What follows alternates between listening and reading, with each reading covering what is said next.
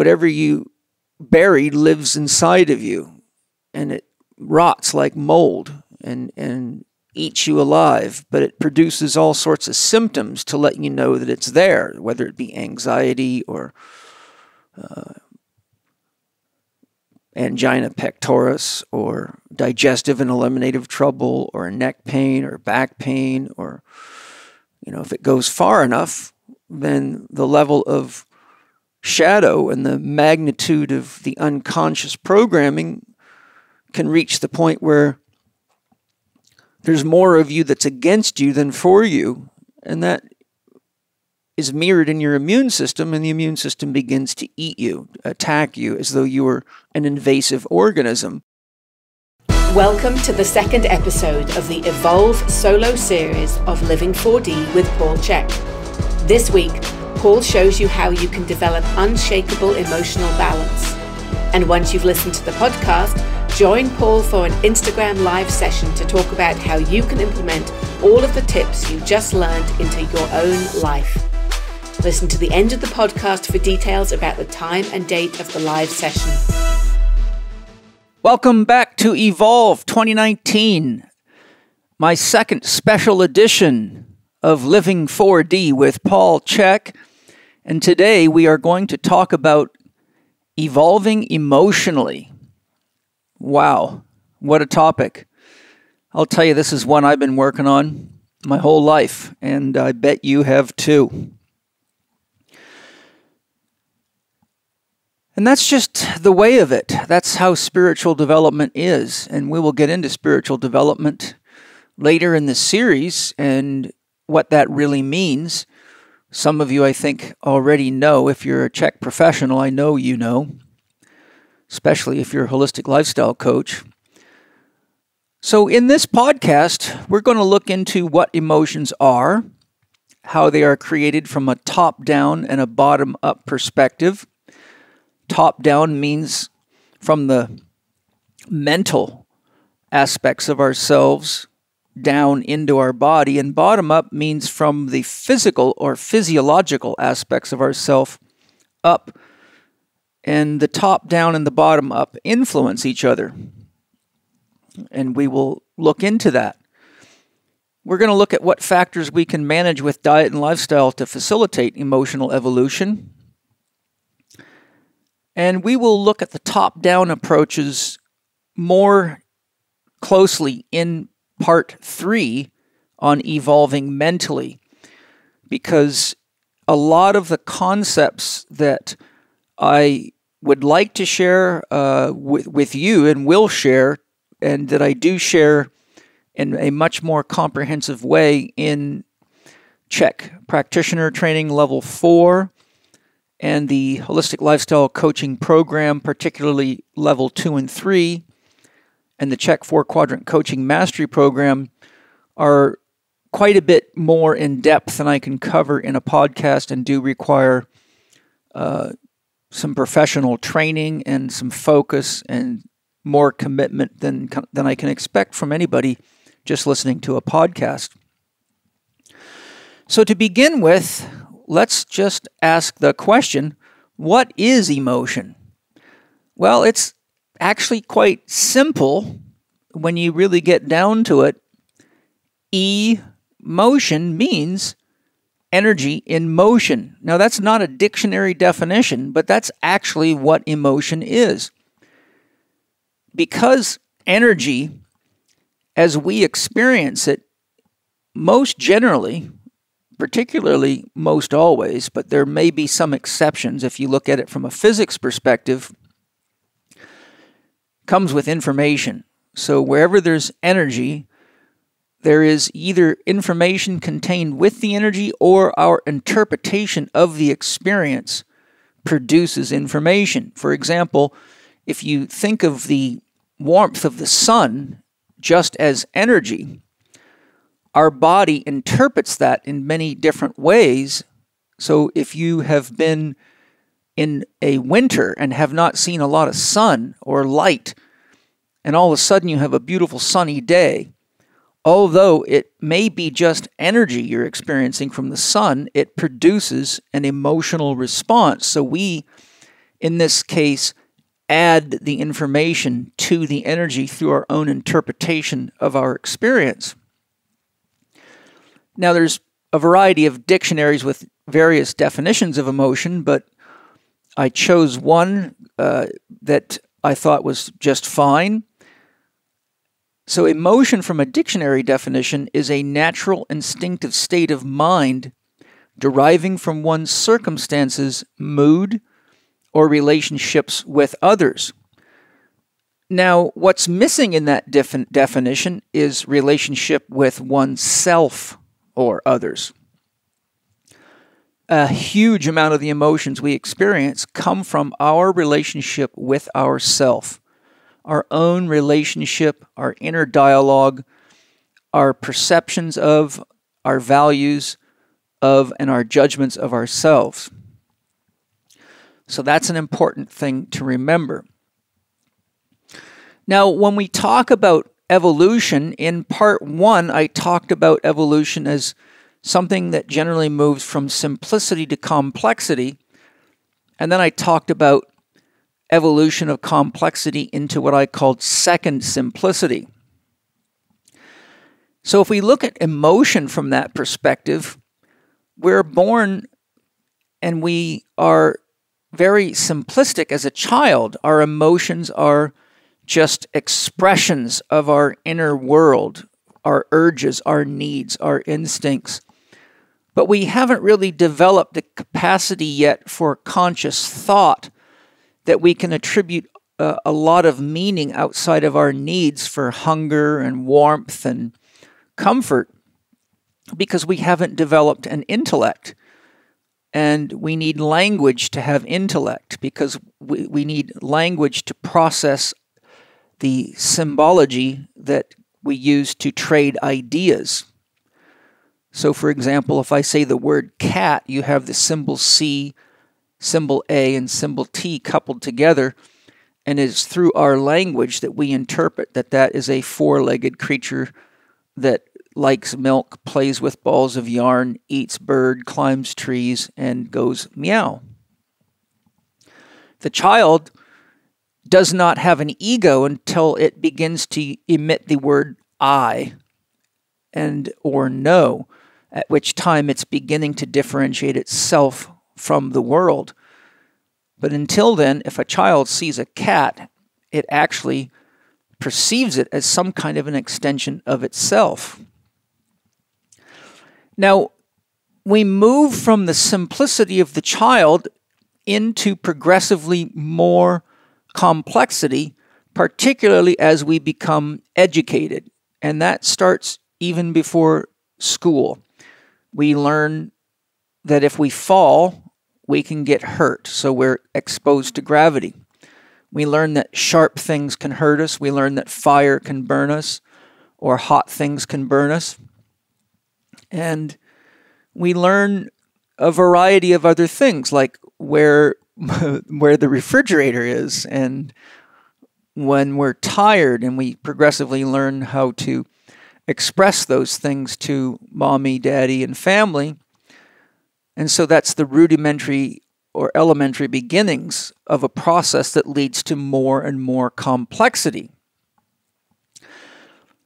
Now, as we go through school or education, you may not, in a culture where they don't have schools, such as a third world country, then there might be, for example, more of a tribal situation where you're learning from example, or if your father is a farmer, for example, then you learn all about farming by participating in farming, and then you learn not to leave gates open, what types of food to give animals and what not to give them, what tools you use for what jobs.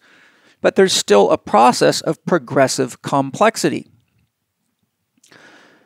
If we look at that from an archetypal perspective, we emerge out of the child archetype into what I would call or refer to as the warrior archetype. So we go from the archetype, meaning the overarching theme or idea, the container of the experience. So we all know what the experience of being a child is. But when we go through puberty, we begin to reject mommy's ideas, daddy's ideas, family's ideas. We may not agree with their religious ideas or their beliefs about right or wrong, or drugs or alcohol or sex or what clothes to wear. So we enter into the warrior archetype, where we progressively explore ourselves, our wants, our needs, our desires. We seek out who our group is, and we decide what we will fight for or not. And that process ultimately moves us into the experience of finding a vocation and developing skills that we can use to create safety and security for ourselves. And if we end up in a relationship and have kids, then we use those skills that we develop. But we're still having to stand up for what we believe in many ways. Once we climb up the ranks and become skilled and don't need to rely on mom and dad to pay our bills or compensate for our misgivings and mistakes and bail us out, then we get to the point where we have our own territory, our domain, or our own empire, such as our own home and possibly our own business. And then we are in the king archetype or the queen archetype. We are the king or queen of our own life, the king or queen of our own home or our own business. And that is the point of maximum complexity, because to be the king or the queen, you have to be involved in and manage a lot of different things, especially if you own a business and you have employees. Because with a business and with employees or with investments, there's risk. And so the king and the queen always have to protect their investments, be it land or people or resources of various types, or gold and jewels and valuables. I think we all know what a king and queen represents. So we go from the simplicity of the child to the complexity of the warrior, progressing into the higher levels of complexity of the king or queen. The king or queen usually directs the warriors. So if you work for an organization, say Greenpeace, then you will be there will be somebody leading the organization. That would be the king or the queen, but you will be essentially fighting for something. In this case, the rights of animals or dolphins or whales and things like that. But for a lot of us, we come into the experience at some point in our evolution in the king or queen phase of our lives that it takes a lot of energy to maintain what we created out of our ego's desires. And there's many, many things that drive us to accomplish wealth, fame, position, hierarchy, or rank. And many times we don't really know what's driving us because it's unconscious. Carl Jung says the children always have to take on the unfinished business of their parents. And oftentimes these things are passed to us through gene lines and unconsciously through exposure to mom and dad's ways of relating. And that includes everything from managing money to sex to drugs and alcohol to power to relationships. So we get to this point in our evolution as a king or a queen where we realize that in order to live, not just work or fight or defend or protect and constantly have to manage so much, that we have to simplify. And there's a name for the situation that arises when you build an empire so big that you realize you cannot keep inflating that ego anymore. You just don't have the energy to do it. Sometimes you lose the interest in doing it, something that I've experienced myself. And then you go through a dark night of the soul, potentially, or you go through what's called a midlife crisis. And in that stage, we must become conscious of what truly is the values that we are ready to and willing to continue to live and support, or need to embody in order to live beyond just work and obligations and responsibilities. And it's easy to see all around you in our culture what happens when people identify themselves by these outer trappings. Just look at all the, whether it be movie stars, rock stars, musicians, actors, and business moguls that get themselves into all sorts of trouble and have financial problems and relationship problems and drug problems and can't take the pressure of all that exposure and all that stress and expectation.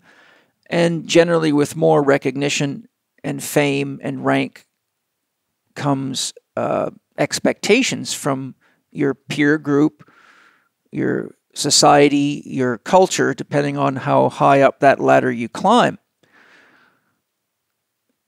So once we get through that, we move into the second simplicity, which is the budding of the wise man or a wise woman. From an emotional perspective, the wise man or a wise woman has learned through life experience, and oftentimes through painful challenges such as losses of jobs, losses of businesses, bankruptcies, divorces, breakdowns in partnerships and things like that, that they have to learn to manage their emotions. And oftentimes that takes training from a skilled therapist or coach. I spend a lot of my time working on these things with my clients and patients. These things are very, very involved in all sorts of relationship challenges and health challenges. But I could summarize the position of the wise man or wise woman emotionally as not too much, not too little, and being with what is, and simply recognizing what is, knowing when emotion is essentially a detriment. Not that they don't have emotions, but they're conscious and they can witness themselves. And so when something like anger arises, they can breathe into it and they can look for a broader perspective. And generally, you don't see the kind of immature, youthful reactions you see in the warrior or the child, because paradoxically, their complexity has distilled itself into a simplicity in which the complexity now manifests itself as something paradoxically simple, but very, very complex, in that there is a much, much more well-developed inner network, both in the psyche and the neural network of that individual.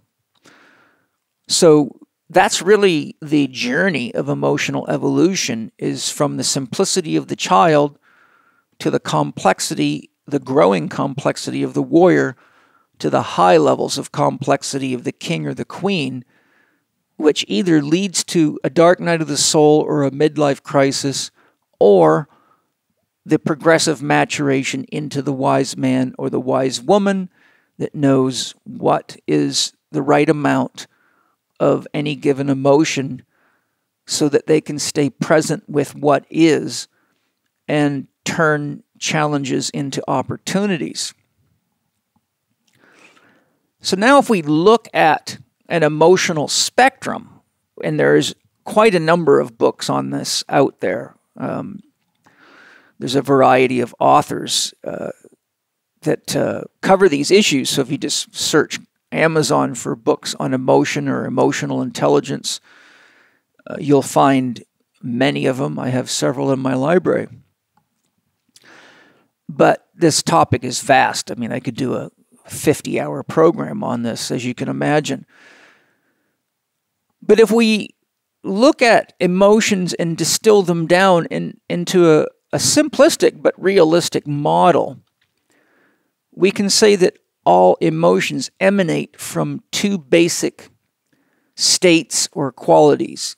Emotions of love, which are emotions of connection to self or other. And these emotions can be referred to as expanded states. If we're connecting to other, we're expanding our range of heartfelt connection. If we expand our heartfelt connection to, for example, nature, then we have quite an expanded state, and we are concerned for nature. So you can keep taking that out as far as your love can reach. The other polarity of that are we have emotions of fear. Often, as Zig Ziglar teaches, what we are afraid of, what we fear, as we mature, we realize turns out to be false evidence appearing real. Emotions of fear produce contracted states. We pull into ourselves. Typically, when we're expressing emotions of fear, there is a disconnect or a separation from self or other. So if we look at emotions that lead to contracted states, we can say that we have things like fear, grief, apathy, guilt, shame. But if we move upward into a more expanded state, then we have desire, which could be fairly neutral. We could have the desire for food, or the desire for sleep, or the desire for more time off from work. We may have anger, and anger may be a positive or a negative emotion, but typically anger is fairly contracted. If we keep going up, we have pride. Pride may be something that's positive. If you have enough pride, then you can push yourself, challenge yourself, and stand up for what you believe in. But if you have too much pride, which often shows up as things like righteousness, then you might find yourself disconnecting. So as you can see, some of these emotions can be expansive, or they can lead to contraction. Then we have things like courage, neutrality, willingness, acceptance, reason, joy, peace, love, and enlightened states, which in this context would mean an awareness of your connection to the whole, to all people, to all places, to all things. And that would be a very high state of expansion. In some scales, that would be considered the top of expansion. For example, when we look at the name Jesus Christ, the term Christ is actually a title. It's not a name. As Matthew Fox says, if Jesus had a driver's license, it would not say Jesus Christ on it. Nobody puts CEO on their driver's license. Christ means one who is unified with the whole, or the universe, whose love has reached the point where there is an intimate and deep awareness that they are an expression of all that is, even things that look ugly and scary, such as evil. So this is just a simple expose of the fact that emotions are generally polarized into emotions that are expressions of love, or emotions that connect us to ourselves and others, or emotions of fear that represent contracted states that typically lead to disconnection from self or other. So now we want to ask, where do emotions come from? Well, we can start with cells and biochemistry. If you look into biology, you'll find that even single-celled organisms move towards pleasure, such as food, or a more comfortable environment, and away from pain or threat. So there's clearly an awareness that these things are either supportive or dangerous to them. And because the single-celled organism has the ability to basically communicate within itself, it has to have the ability to communicate because it wouldn't know what it wanted to move towards or away. And when we look at single-celled organisms, they have quite complex hormonal systems. Then we get to cell communications, like those of human beings, again, including hormones and neurotransmitters. But we also have cell communications, even in single-celled organisms, bacteria, and creatures that you wouldn't expect that are non-sensory, which relates to psychic information. In other words, if all of a sudden you're in the ocean and it gets warm, and it's too warm for you, then you have sensory inputs.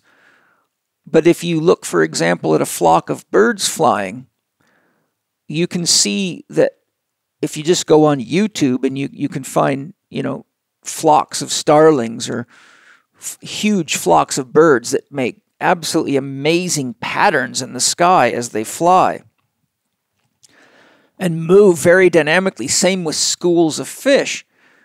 But there's something guiding them, and research shows that the information transfers faster than a physiological, hormonal, or neurological impulse could travel. So there is something beyond the sensory system.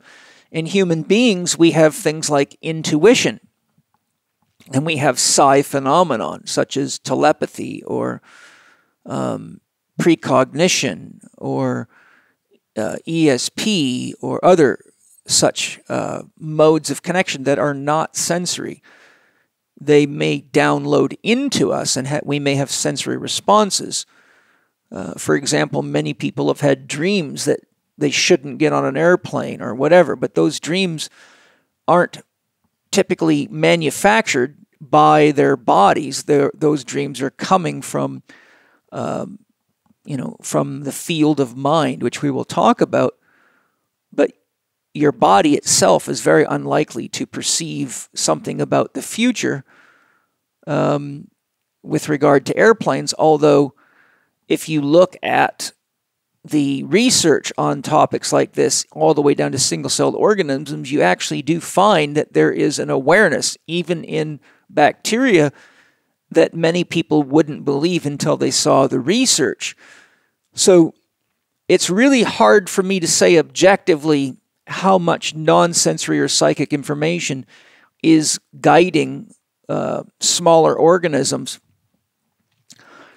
The difference between them and us is we have a mind and we can make decisions about how we're going to act on it. Most of these smaller organisms and animals act basically instinctively or unconsciously or by the guiding impulse of the, this would get into metaphysics, but the group soul. Now, because I can't talk too extensively on a podcast, and as I said, any one of these topics could be a very long discussion, I would like to give you some absolutely amazing books that I've studied out of my library that are mind-blowing and explain to you how much communication there is even amongst things like bacteria and things like eggs and plants and microorganisms of various types and many such things.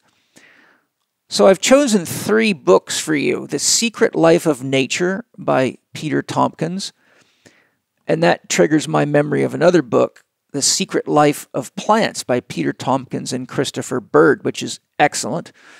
The Secret Life of Your Cells by Robert B. Stone, and primary perception by Cleve Backster.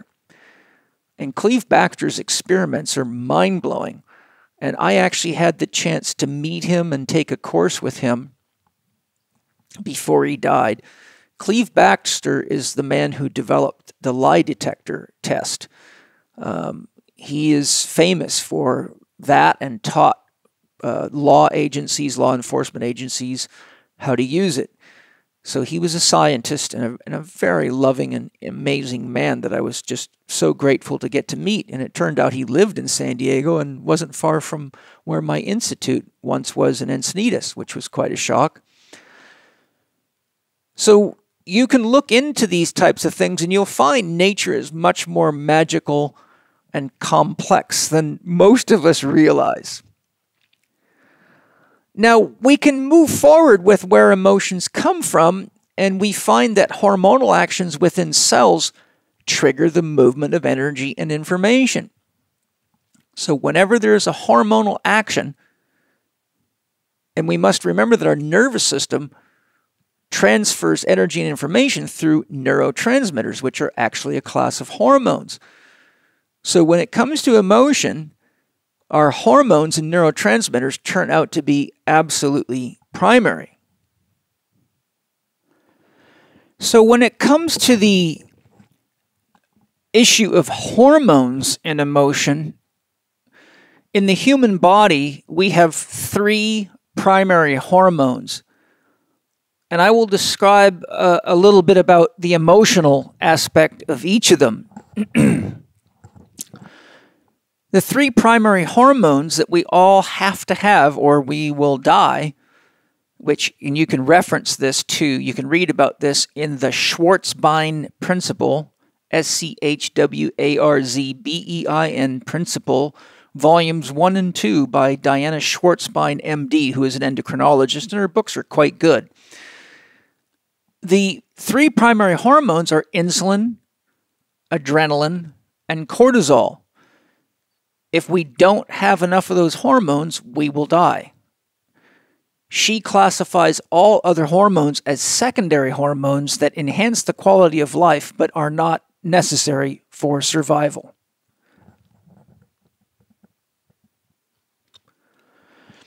So let's take a look at each of those hormones. Well, most of you know that insulin is the hormone that stores blood sugar. It stores resources. So if your blood sugar gets too high for the physiological regulatory mechanisms set points, in other words, if your body perceives that there's too much blood sugar floating around, then which can damage the nervous system, then insulin comes and stores that first in the muscles, and then if the muscles are full, then it starts making fat out of it to protect you from too much sugar. And I'm using sugar in a simplistic term. So in the liver, it's stored as glycogen. It becomes glucose in the bloodstream. So insulin's an interesting hormone. If your levels of insulin drop too low, you can die. And that's why it's pretty serious if you're a type 1 diabetic and you don't have insulin handy. It can be the end of you.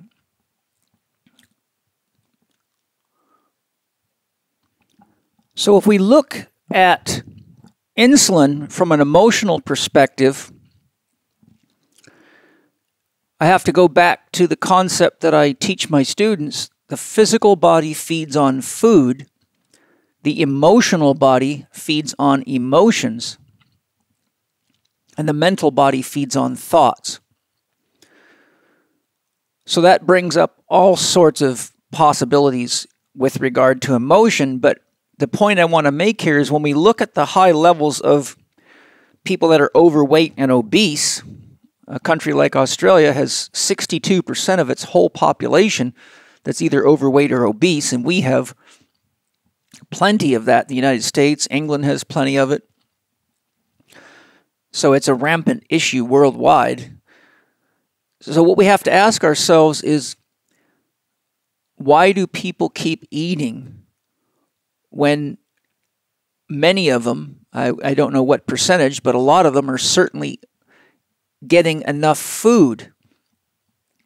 Now, there's many other technical issues that I get into in my more advanced training, but what we want to look at here is how many people are really doing what they love to do versus doing what they think they have to do or what they've been told to do by their parents or other influencing factors, but aren't really going on the hero's journey, which I've now spoken about 2 or 3 times in my podcast. So if you listen to the podcast with Kyle Kingsbury, you'll see a very clear outline of the hero's journey. If you listen to my recent podcast with Matt Nickel, I also follow the hero's journey. I talked to Elliot Hulse about some of the hero's journey issues. I talked to J.P. Sears about some of these issues.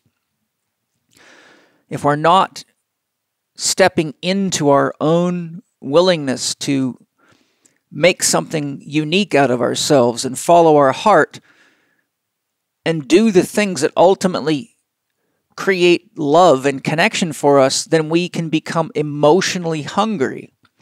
And that emotional hunger is frequently misinterpreted as the hunger for food. There's also the psychological issue that when we're under stress, we all have psychological associations or connections to the food that we associate with happy times in our life. So what you see is as people go further and further into living an unfulfilling life or a life that does not produce meaning for them, their tendency is to medicate themselves with food. So insulin is a storage hormone. So it is bringing things into us that we hold on to. And if we're eating comfort foods, it's actually a symbolic. The food becomes a symbol, a symbolic representation for something that we aren't able to get or create for ourselves or don't choose to get or create for ourselves emotionally or mentally. So we keep on eating food to create a sense of fullness, but because the fullness isn't a physical fullness, we keep trying to fill ourselves with food as a surrogate for an emotional or a mental emptiness.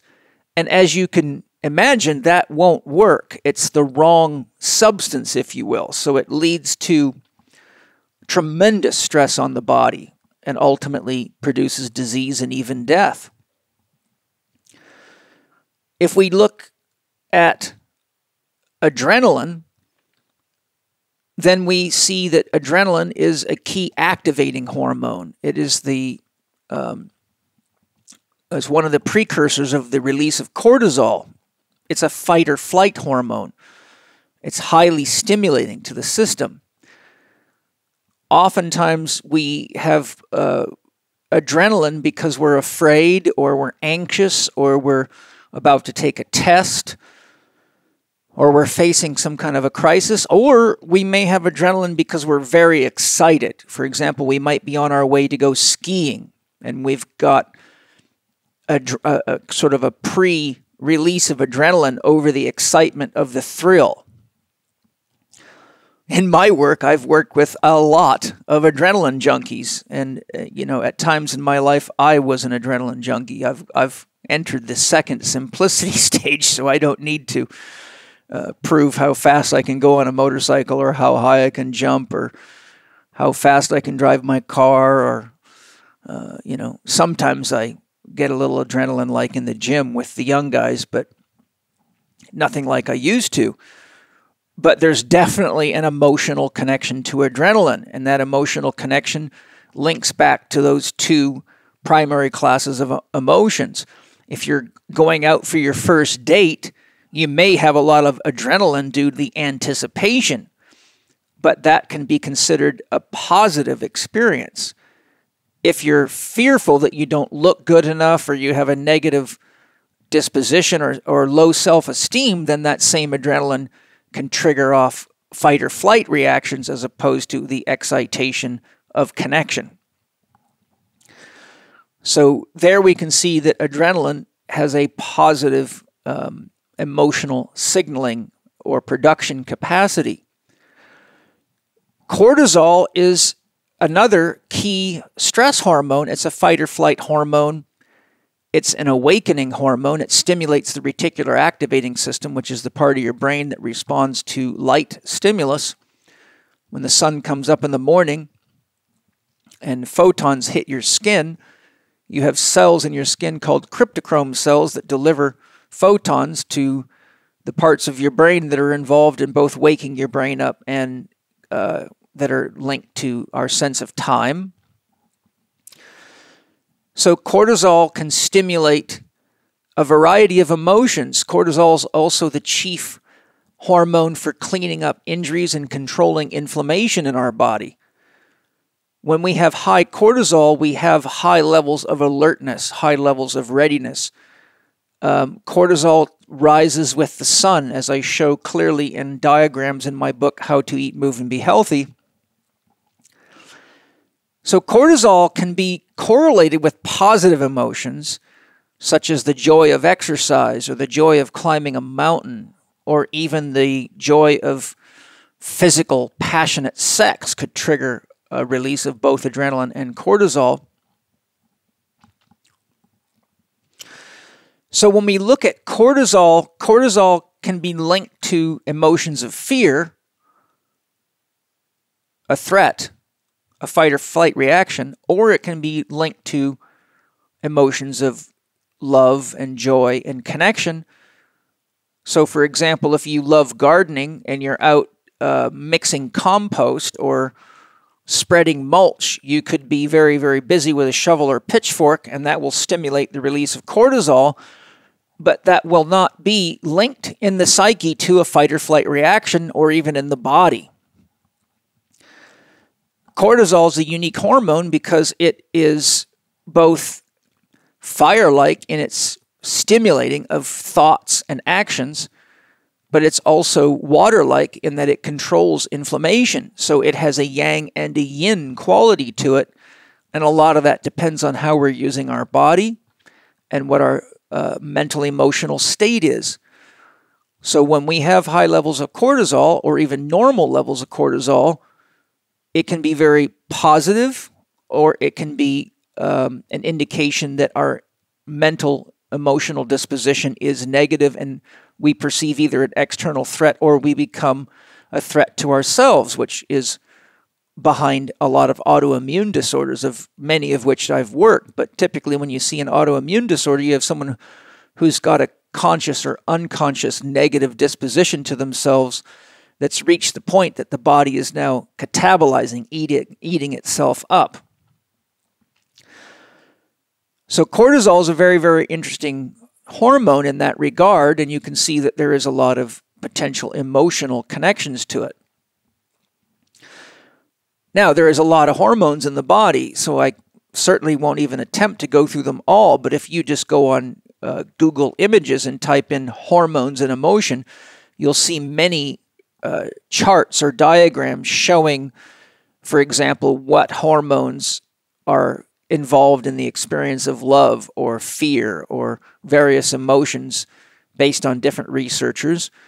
And it's not simple and cut and dry because every one of these hormones affects every other hormone in the body. That's one of the things people don't realize with all these hormonal patches and supplements and hormone replacement, is that most of the research is done either on computer models or in very, very isolated. The scientific research is set up so it's very, very isolated. So they track, for example, elevated cortisol in response to a stimulus, but they don't have the technology to track the myriad of hormonal reactions that it triggers off throughout the rest of the body. Now, just jumping back for a second, when people have low cortisol levels, it's often associated with lethargy, fatigue, depression, anxiety, and very negative emotional states because the body does not have enough cortisol to awaken it and to get you moving. So that is an issue. We don't really run out of adrenaline because the body will just catabolize itself until it gets it. In fact, your body will catabolize itself if it has to make any of the primary hormones. But there is a limit to what the body can do because you can run yourself out of resources. And as I'm talking about this, I'll refer to this again later, but remember, the source of the building blocks for all hormones and neurotransmitters is your diet. So we'll talk about that shortly. Secondary hormones enhance the quality of life, and you can basically, in general, state that hormones are anabolic, which means tissue building, and hormones that contribute to growth and repair. So we have anabolic hormones such as growth hormone, insulin-like growth factor, testosterone. And then we have catabolic hormones, and I just mentioned 2 of them, or 3, because insulin can be catabolic, adrenaline can be catabolic, and too much cortisol can be catabolic.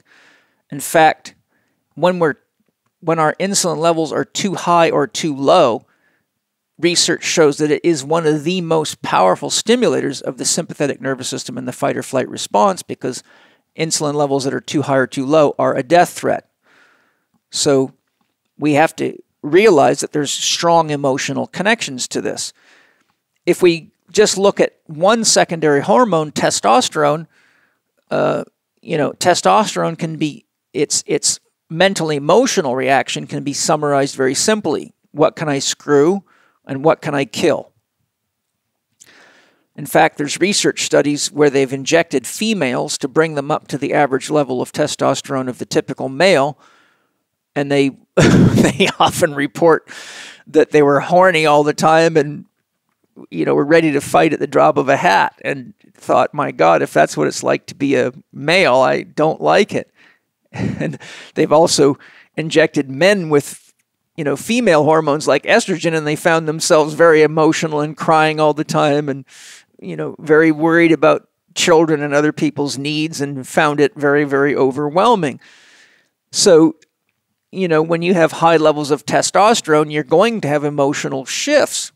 If you have high levels of estrogen, you're going to have emotional shifts. And we know estrogens are related to a woman's menstrual cycle, and it is a shift in a woman's hormones that brings on the premenstrual phase, or what is often referred to as PMS. So we can see right there, a shift in the hormones produces a shift in a woman's emotional disposition and expression and her experience of herself. Oxytocin is associated with love and nurture. Oxytocin levels are high, for example, when a woman's breastfeeding, and it enhances her desire and willingness to connect with her child. So here you see once again a hormonal influence on the emotions we feel. As I've alluded to, diet and lifestyle factors are a massive influence on anyone's emotional stability. So we need to consider that, and I will talk about that a little later in the show. So now we can look at another connection to emotion, which is instincts. Carl Jung stated that emotional conditions always call up instinctive reactions. So if we're having emotions of joy, love, and connection, we will experience the instinct for love and connection. If we're having emotions that trigger off a fear reaction or a need to defend ourselves, we will have appropriate emotions that are linked to those instincts. So if we look at instincts, we have the instinct for hunger, which includes thirst. And so when we look at the situation I talked about earlier, we not only have high levels of obesity, but we also have significantly high levels of anorexia and bulimia.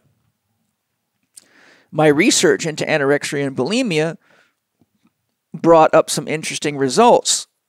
When I looked at a number of studies on this issue, multiple times I found that the most common correlating factor for people with anorexia and bulimia was over-controlling parents. So what you see is that the anorexia and bulimia turns out to be a demonstration to mom and dad that there is something that they cannot control. And so it is a way for someone to prove to their parents that they actually are ultimately in control. But unfortunately, it's an effort that is very, very damaging to the individual. And so, as you can imagine, there's a lot of fearful, resentful emotion involved in that type of an eating disorder.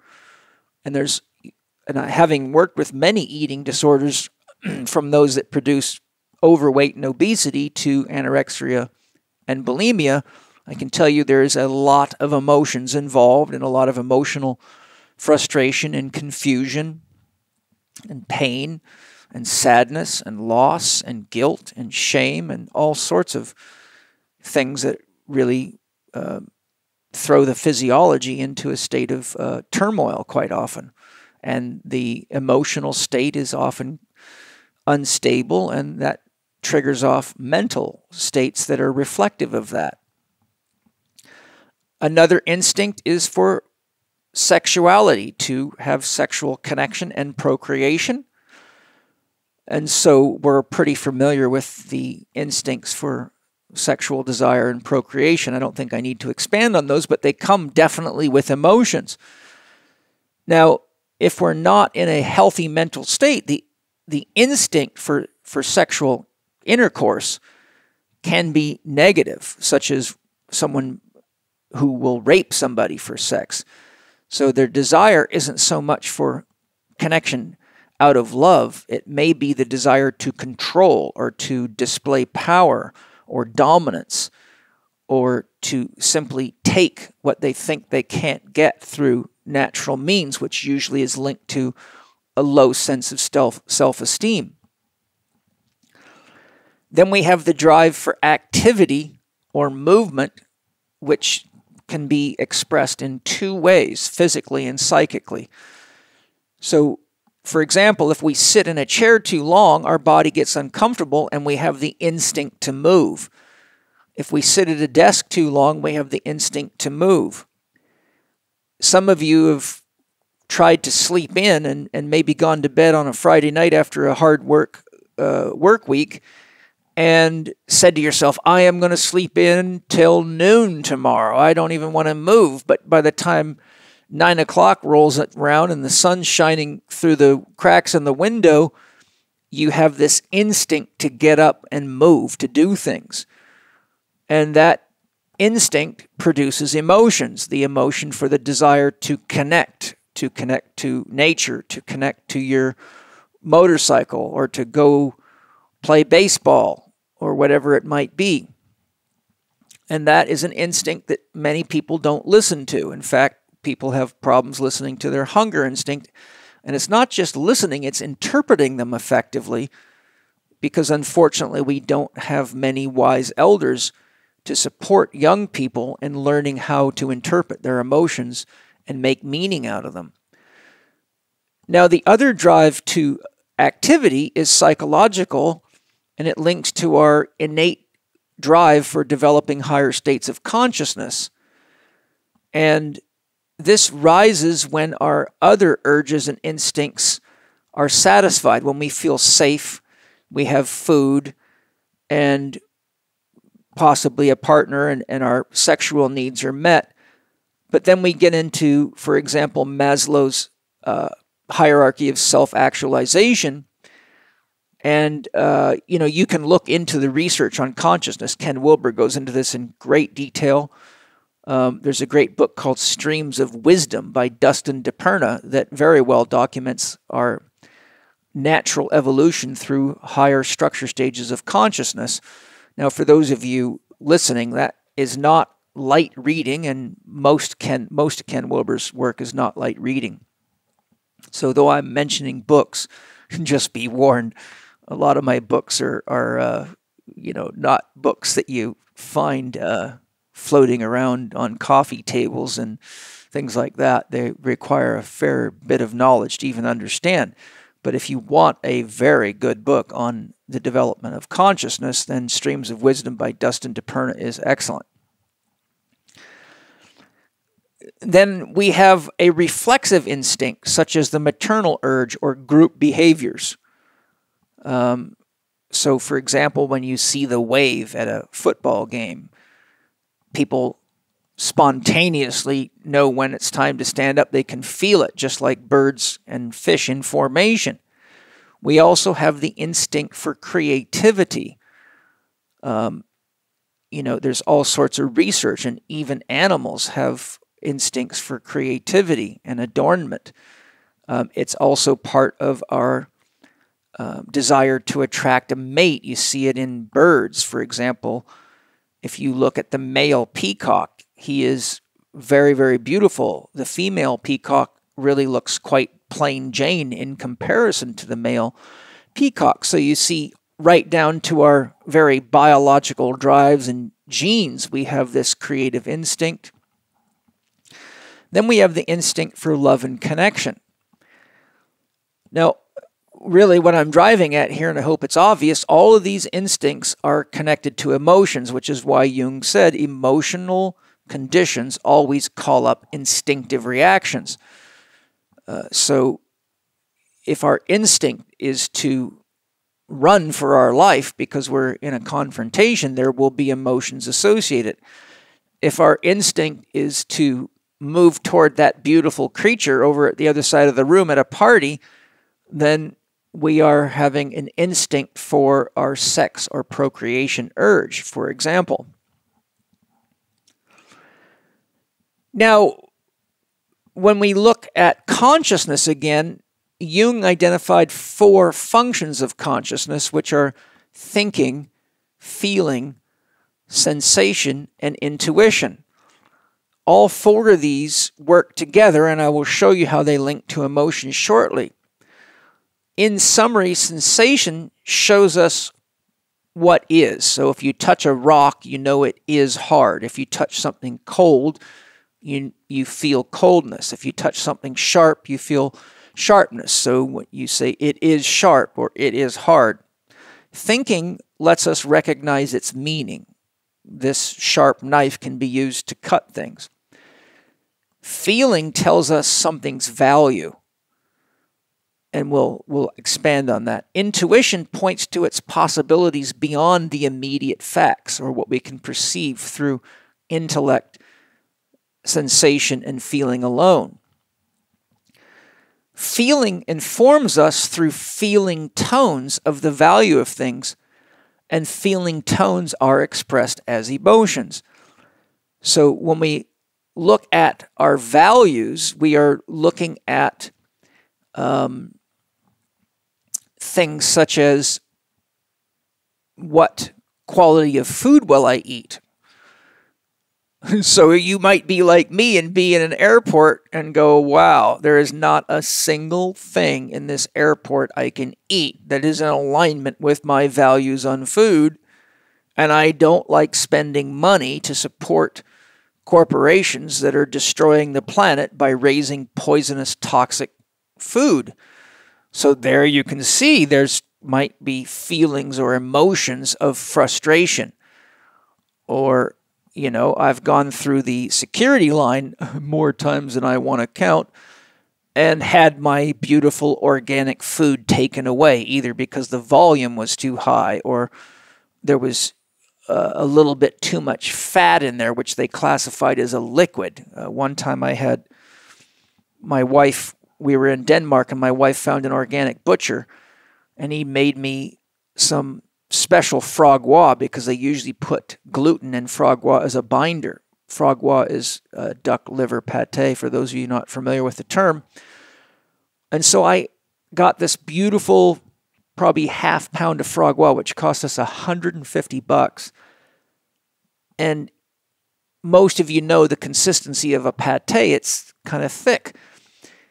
Well, lo and behold, I get to the airport, and the security people claimed that was a liquid and took it away from me.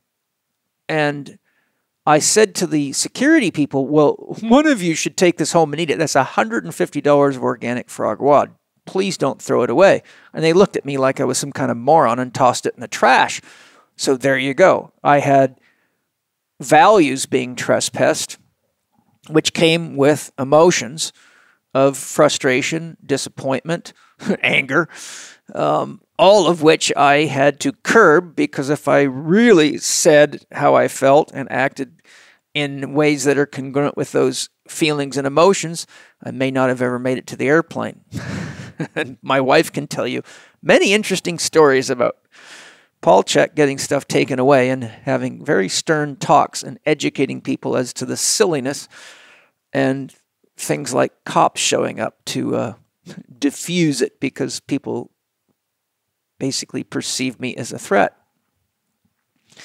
But I'm getting wiser and realizing it's just a big game, and sometimes you got to play the game better than they do.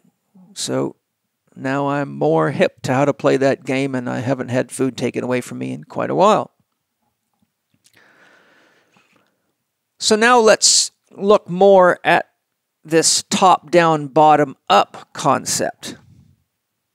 So our emotions allow us to feel our thoughts and the values that are linked to those thoughts within us.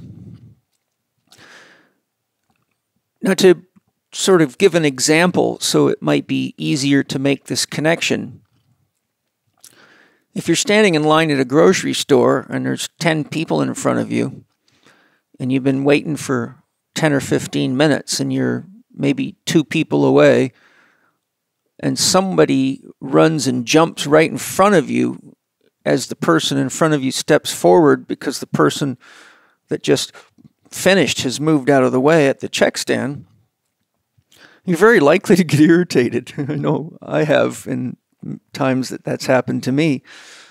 And so when we look at the emotions that arise, they can be anger, frustration. You might be saying all sorts of things under your breath or out loud.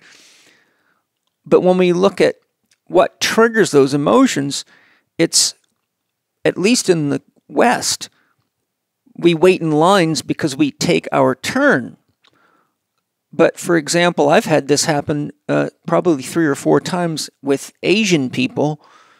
And it was later that I learned that in the Asian culture, they just, whoever, it's first come, first serve. When they get on trains, they just pile in and push each other around and squash in. If there's a opportunity to jump in and you get in front of somebody, it's tough titties.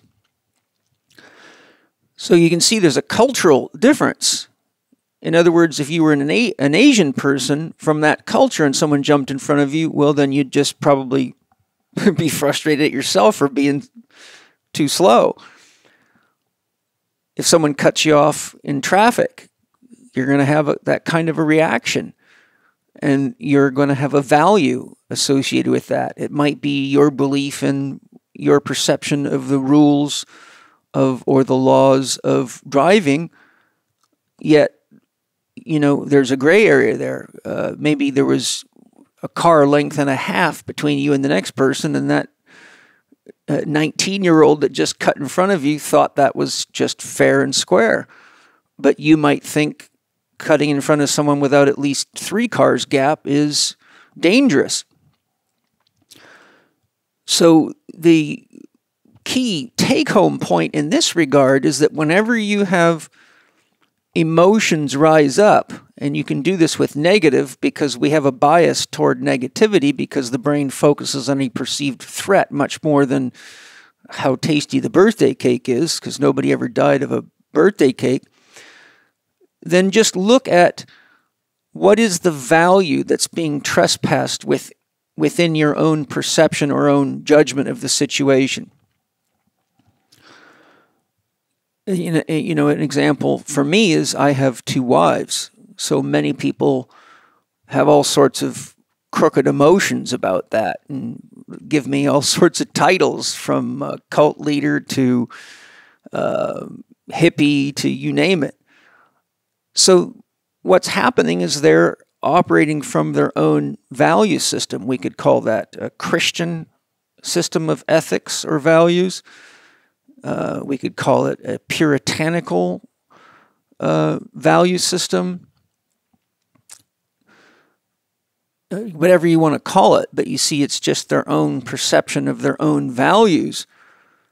But it's a step up in our maturity to realize that the world is made of many flavors, and that at the same time there are many people living those values of monogamy or whatever values that correlate in their head to leading to the judgment that I just spoke of.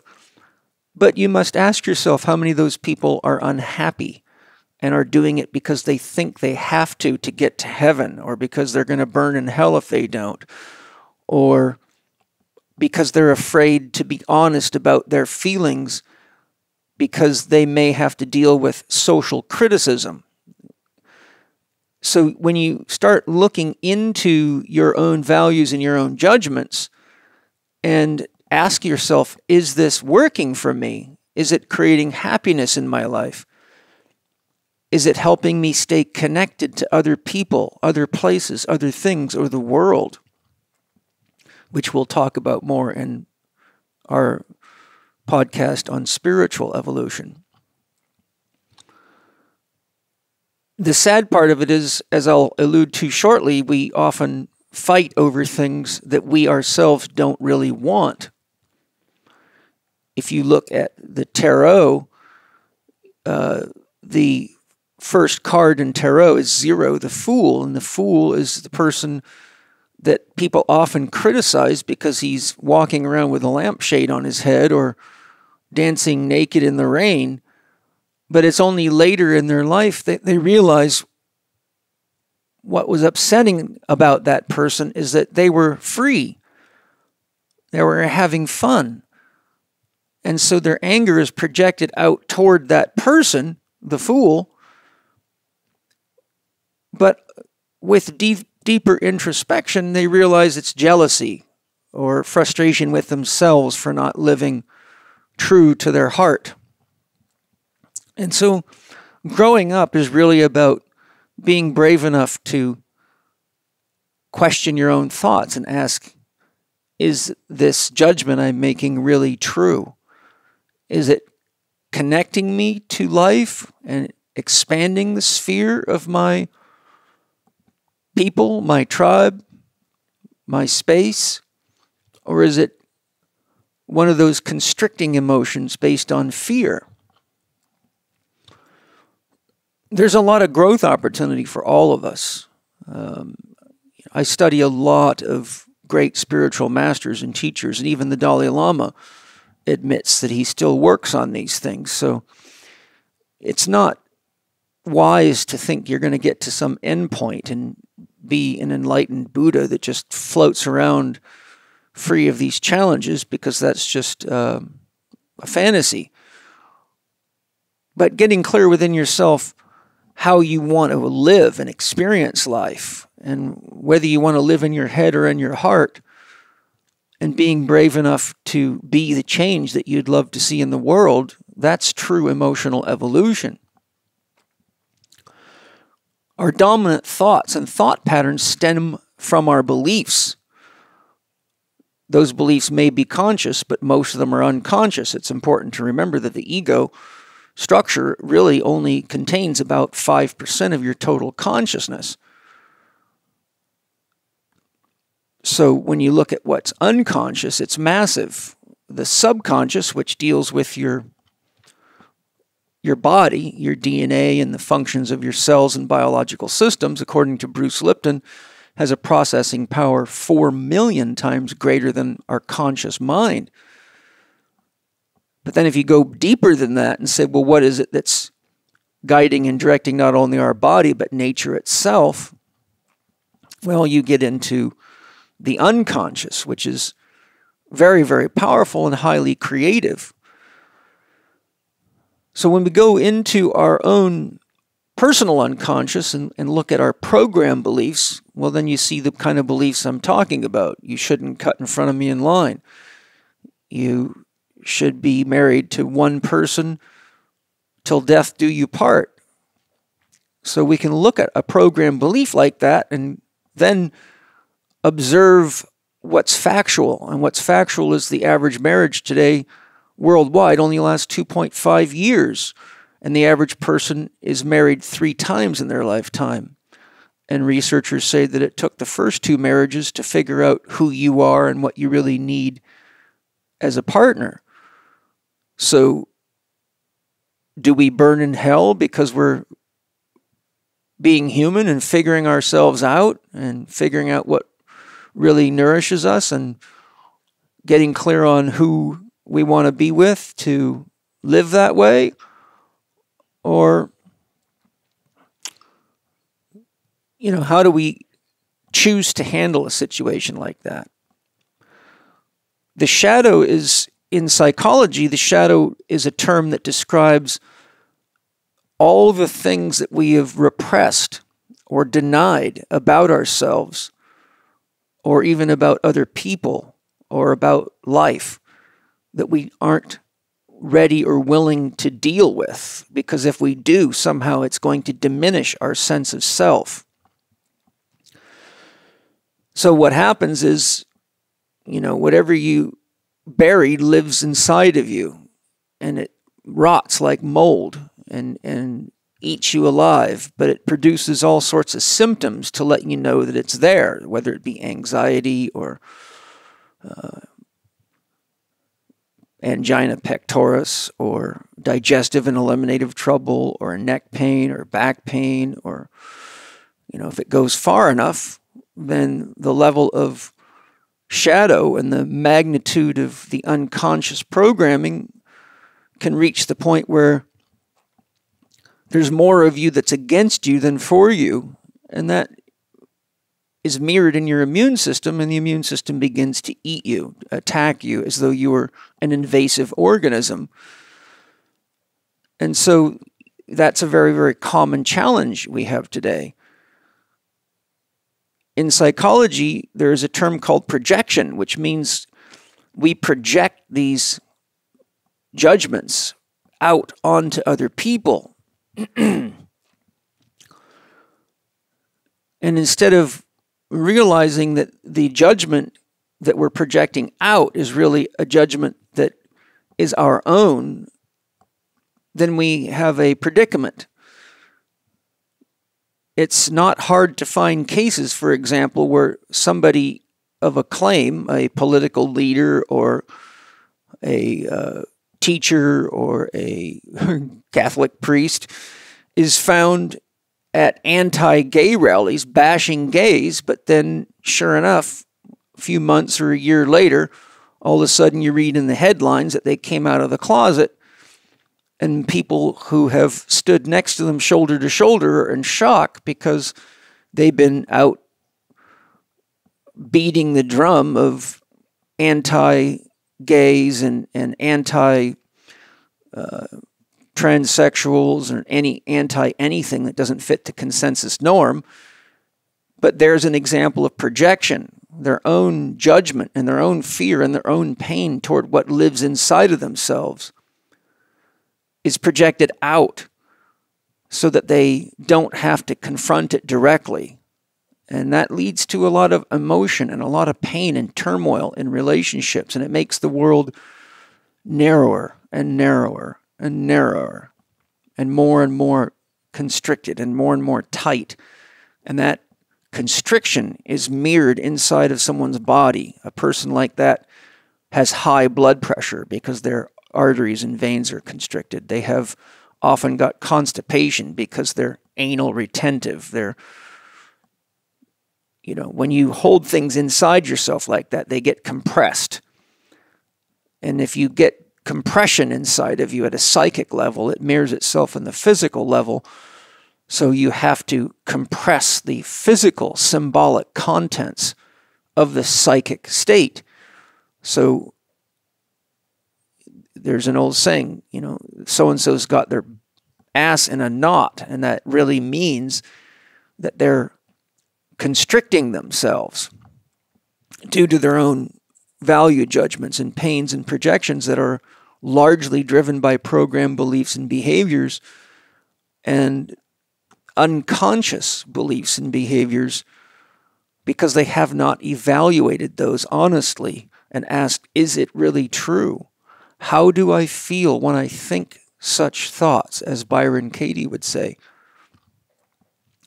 Is it really working for me? Is thinking this way and feeling the feelings that I feel when I think this way bringing me into harmony with or into conflict with my own dream, with my own heart? Growing emotionally isn't really technical. It's just that it requires maturity. It's an adult proposition. It's something that requires conscious awareness of what you would rather experience than what's going on inside of you at any given time. Our values are expressed both as ethics and morals. I organize values according to the 4 doctors. What are my values around happiness? What are my values around movement? What are my values around diet? What are my values around quiet? You can put other values in there. What are my values around my sex life? What are my values around issues of abortion or vaccination? Many people, as shared in my interview with Dr. Sherry Tenpenny on vaccinations, fall in love with somebody but never think to ask what their partner's values are on things like vaccination, and all of a sudden a child is born and you've got mortal combat because you get somebody who's holistic versus allopathic, and next thing you know, what was good sex yesterday is a ongoing battle that leads to divorces and broken families. So whatever's important to you is going to be a value that consciously or unconsciously triggers an emotional reaction if that conscious or unconscious value is trespassed, either by you or others.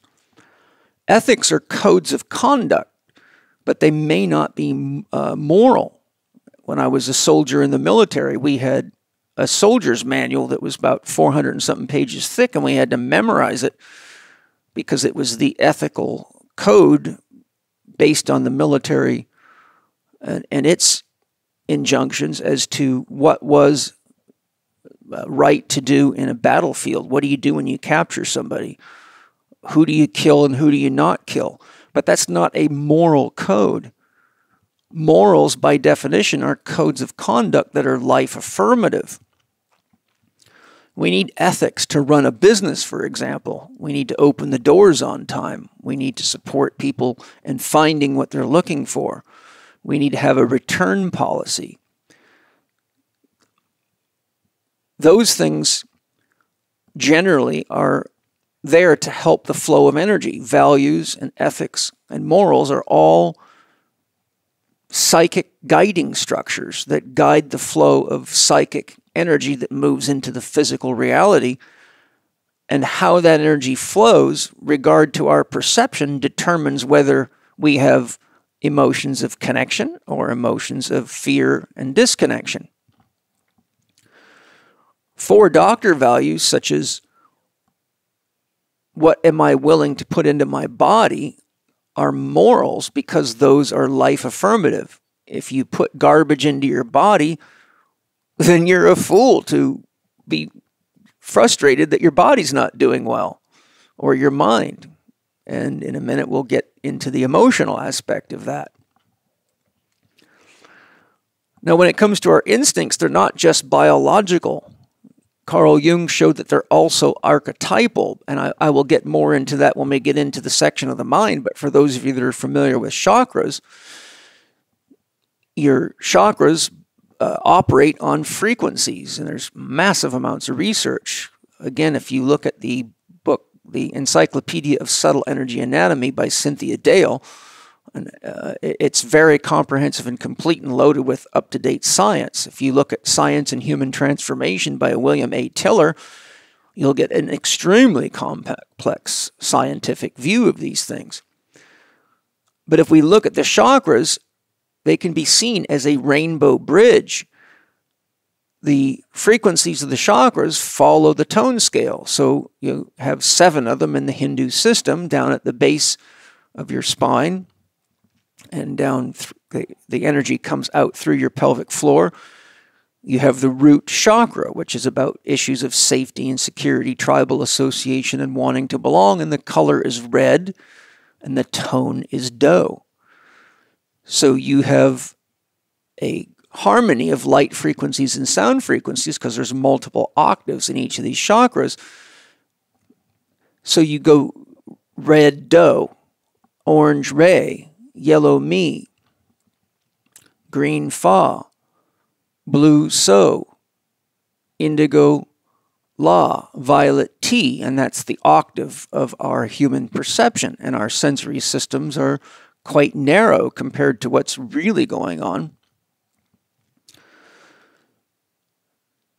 So the point that Jung's driving at is that our instincts are also archetypal, means that we are acting out archetypes. We are acting out, you could say, ideas in the mind of the universe. Or if you want to go further, for those of you that can grasp the concept, the mind of God, but not a religious God. That which is the source of all things. That which is behind all that appears, which is massively larger than what appears.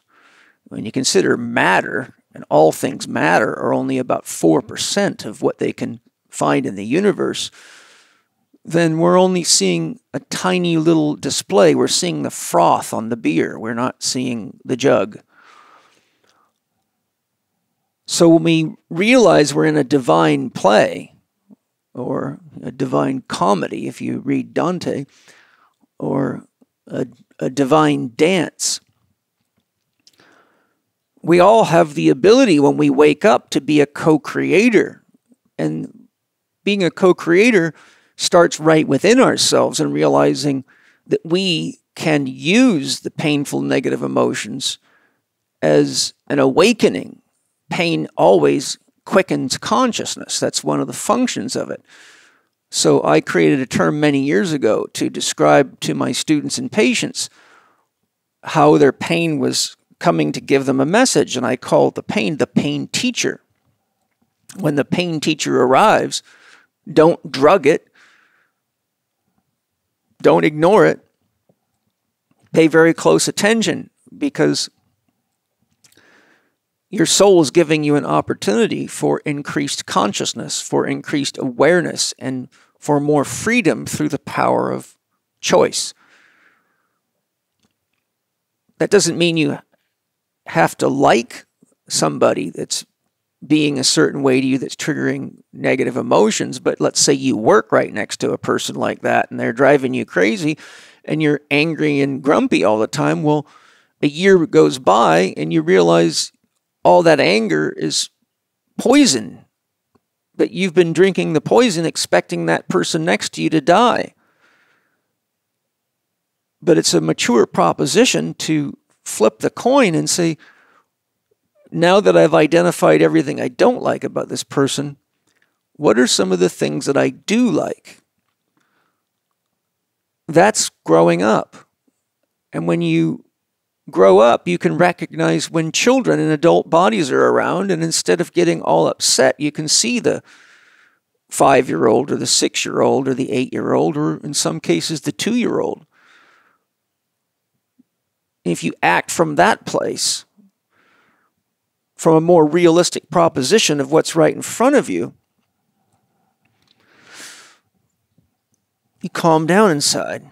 You start feeling better. You start realizing that shifting your state into one of harmony and equanimity and being more receptive to what is starts to affect everybody around you. And all of a sudden, you realize how powerful you are. And you say, wow, this is amazing.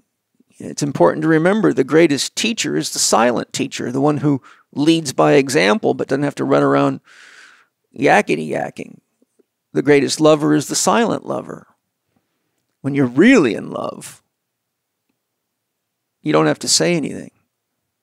Just one look. Just holding hands. Just walking together, breathing together, being together, sharing the dream together. That's the magic. Now, if we look at it from a bottom-up perspective with regard to emotions, the primary instincts to move toward food or pleasure, and avoid pain, we can see that, well, one, we got to be conscious, because a lot of the things that we think are pleasureful today, such as Oreo cookies and, lots of coffee and candy and fast food and thinking things like microwave ovens make our life easier, you might be moving toward that microwave because you sense the pleasure of not having to stand there and cook your food. But ultimately, really, what you're doing is playing a game that leads to pain and emotion that is usually negative because your body's not doing well. You don't feel good. And so running around asking somebody to fix you, when really, if you just pay attention to how your body responds to foods, to liquids, to people, to places, to things, and go down inside where your unconscious mind was very, very powerful, and it'll inform you immediately. I'm sure any of you has gotten into an elevator with people in it or a person in it and instinctively knew that something about that person just felt off to you, or you didn't feel safe, or you had no desire to start a conversation. Well, that's an instinct. Maybe the person's mad because something happened and they're pissed off, or they've just gotten fired, or they've just had a fight with their spouse. But we pick up on that energy, and something inside us says we don't want to engage with it. The same thing happens if we listen when we reach for food that our body doesn't want, or drinks that our body doesn't want, or we just think the thought, I'd like to stay up till midnight tonight to watch a show. But if you pay close attention, you'll see the ego might be making a statement like that because it's made choices about the things that it does all day that usually are to gain money but not any happiness. So now they have to start living late at night when they should be sleeping. But if you think the thought, I'm going to watch a movie that ends at midnight, and pay close attention to what your body does, you'll probably feel a sense of heaviness or a sense of being crooked or disjointed. You'll feel a sense that's very similar to when someone's lying to you and you can tell they're lying and your whole body reacts to it. You'll feel your emotions shift towards a dullness, not a sense of connection. That's emotional evolution when you listen to that. The same movie will be there tomorrow. You can start a little earlier. Then we have the real issues of the biochemistry of our body. We talked about hormones earlier. In the previous podcast on evolving your body, we talked about 4 doctors and food and the importance of eating for your individual needs, not what some diet book or some expert tells you. There's no expert that knows more about you than you if you just listen and engage. But if the biochemistry of our body is out of balance, remember, thoughts are transferred into physical experiences. Non-sensory information becomes sensory information through the chakra system, which steps itself down vibrationally into the physical body. And the first place we pick up those energies is in the hormonal system. And the hormonal system is an interface with the nervous system, which is the interface with the cells. Now, there's other systems as well, but it would be too complex for this podcast to really get into that, and that's what I do in my more advanced teachings. But what I'm really driving at here is if the biochemistry of our body is off, then we already have a fear or a stress reaction coming from the very, very cells that are trapped in this milieu of too much beer or too much coffee or gluten or sugar or medical drugs that we're usually taking to avoid dealing with the truth inside of ourselves of the choices that we're making. And so then we have addictions, and addictions very frequently cause biochemical imbalances, addictions to alcohol, addictions to cigarettes, addiction to various drugs, addictions to stinking thinking. But in a nutshell, if the biochemistry of our body is imbalanced, then the instrument through which the psyche and the soul communicate to us is out of balance. So if you just stick with the concept of the mind as a TV system or a radio system, well, what would happen if you poured a strawberry milkshake inside the radio in your car, or inside your stereo at home, or in the keyboard of your jeans? Nothing good. Am I saying never have a strawberry milkshake? No, I'm saying it's a metaphor for putting things into our body that don't work for our biochemistry. And whenever our biochemistry is out of balance, it disrupts the way energy moves through our body, and energy moving is emotion. The feeling of energy moving within us produces emotion. If your biochemistry shuts systems down or slows systems down, you're likely to have depressive emotions, or the feeling of being bogged down or slow or stuck. If what you're putting in your body accelerates your biochemistry, like caffeine, for example, or white sugar, then you're likely to experience a flood of thoughts and anxiety and anxiousness, and that'll wind your sympathetic nervous system up into a fight or flight state, and it makes it very hard to drop from your head into your heart. If our posture or muscle balance is off, we're also in trouble. All your muscles hold hands with glands and organs. This is shown right in my book, How to Eat, Move, and Be Healthy, very clearly with diagrams. So if your posture is not proper and aligned, you cannot balance yourself in a field of gravity. And because muscles are conductors of energy, and they are orchestrators of movement, and they also help metabolize toxins, if our muscle systems are out of balance, energy flow is out of balance. Our joint structures are out of balance, and every joint in your body is a minor chakra. The space between the joint acts very much like a quantum processor. The hands are very powerful. We heal people with our hands. The chakras in the feet, there's one right in the middle of your arch called bubbling well, connects us very deeply to the earth. And that connection gives us that sense of instinctual connection to what's going on around us beyond what our eyes can see and our ears can hear or our feet can feel. And if we get quiet enough and calm enough, we pick up that information. And that's how the natives had to live, because they weren't always walking around with machine guns to defend themselves on things that they only came across when they first saw them. If you listen to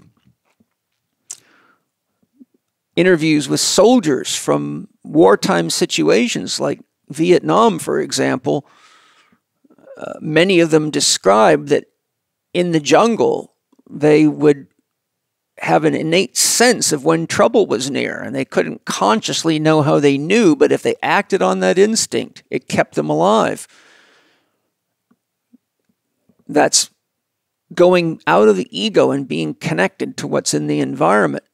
And we're designed to interface with the environment. And if you look at the book Real Magic by Dean Radin, or Entangled Minds by Dean Radin, or One Mind by Larry Dossey, MD, you'll see mountains of scientific evidence showing that we do have these precognitive abilities.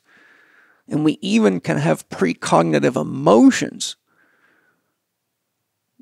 You might be on your way to a job interview, and all of a sudden, you may have been very excited about it, but all of a sudden you feel tension in your stomach.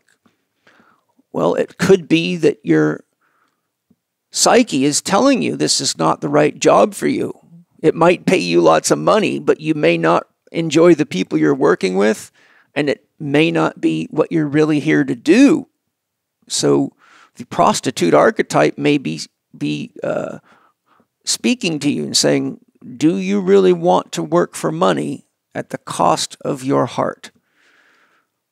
So if we don't listen to those emotions, well, connect the dots.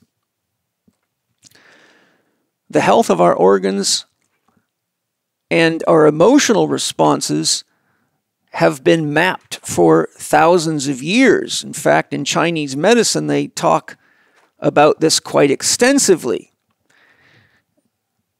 And I use these systems, and I teach Chek professionals to use these systems because they work. That's why they've been around so long. So we can use emotion as a diagnostic tool to figure out what's wrong with somebody.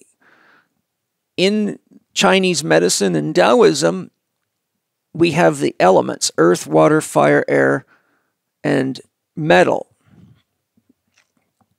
And so each of the elements is basically an energetic structure. So just like you have do, re, mi, fa, sol, la, ti, and you have the first, second, third, fourth, fifth, sixth, and seventh chakra, down at the bottom you have earth, first chakra; water, kidney system, fluids of your body, second chakra; fire, solar plexus, digestion, elimination, metabolism, really; air, the heart and the lungs. Fifth chakra in alchemy is ether or space or the quintessence, but that would be our ability to express ourselves vocally and use our hands and voice to create. So if we look at the wood element, which contains the liver gallbladder system, the positive emotion there is kindness, and the negative emotion is anger. So if somebody is angry all the time and that's out of character for them, then as a therapist, the first thing I think is, how healthy is their liver? And I look at their diet log and their diet history and the drugs that they're taking and the foods they're eating and things they're drinking and what kind of an environment they're living in and how toxic it is. And I come to a decision as to whether or not we need to do detoxification processes. And lo and behold, once we get them cleaned out, their entire emotional state changes, and many people report feeling like a completely different person, and others around them are amazed at the difference. The fire element in Chinese medicine relates to the heart and the small intestine. The positive emotions are love, joy, and respect. The negative emotions are hate and impatience. So when we're dealing with heart problems and we find a lot of hate and impatience, those things wind us up inside. They raise our blood pressure. They cause us to eat things that are not good for our heart or our digestive system. If we go to the earth element, we have the spleen and the pancreas and the stomach, and the emotion there is positive emotion is fairness and openness. The negative emotion is worry and anxiety, and lo and behold, too much worry and anxiety gives you a stomach ulcer. I remember when I was going through the pain of realizing that I needed to get a divorce in my first relationship, as we just grown apart from each other and we just couldn't seem to nourish each other and stay connected. And lo and behold, I developed a stomach ulcer from the pain of all that anxiety and worry and concern over how that would affect my son. In fact, I waited 8 years before I finally just said, I've got to leave the relationship, because what me and my wife are modeling to my child about how a relationship functions is not healthy. But the result of waiting 8 years was that I got a stomach ulcer, and it was uncomfortable. Once I move forward and resolve things out of love and honest intention to allow us each to get what we needed without any medicine or anything. It just healed up. Metal is the lungs and the large intestine. The positive emotions are uprightness, righteousness, and courage. And the negative emotions are sadness and depression. So we hold a lot of our pain over sadness and depression in our lungs and our large intestine. And those things often disrupt our ability to move our bowels effectively, to breathe effectively. And if those negative emotions act long enough, they mirror themselves physically. So you start getting things like tumors or leaky intestinal tracts or constipation or diverticuli, things like that. Or you poop too much, especially if you've got worry and anxiety coupled with depression. Then you can have stomach problems and you can have, irritable bowel syndrome. I've had clients that were pooping as many as 30 times a day. And sure enough, all this was right there. In the water system, we have the kidneys and the bladder, and the positive emotion is gentleness, and the negative emotion is fear. Whenever we're in fear, our kidneys will react. Fear triggers off high levels of adrenaline and cortisol is made in the adrenal glands, which are part of the kidney system. So these are very, very real things. So now as we kind of bring this into a close and put all the pieces together, we'll go back to that evolution by the numbers that I shared in our first edition, Evolution of the Body, 1 through 6. 1, what is your dream? What do you love enough to feel inspired and engage as a labor of love and engage the challenges as growth opportunities, not just a pain in the ass, so to speak. And we have to look at love from a dynamic perspective. We can look at love as a force that produces action in the world.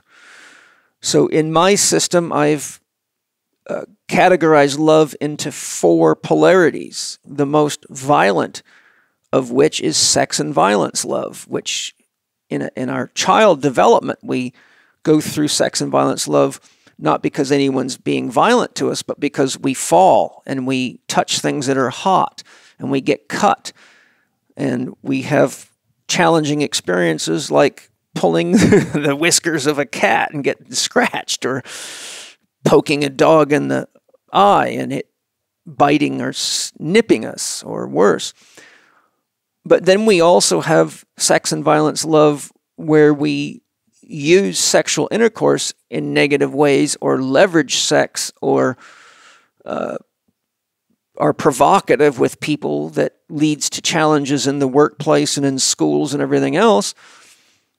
And we have violent behavior between parents and children and siblings and people, and the television's just full of it. And we have millions and millions of children spending their time watching violent video games, parents being unconscious of the fact that that is programming them to perceive unconsciously that that's how the world is.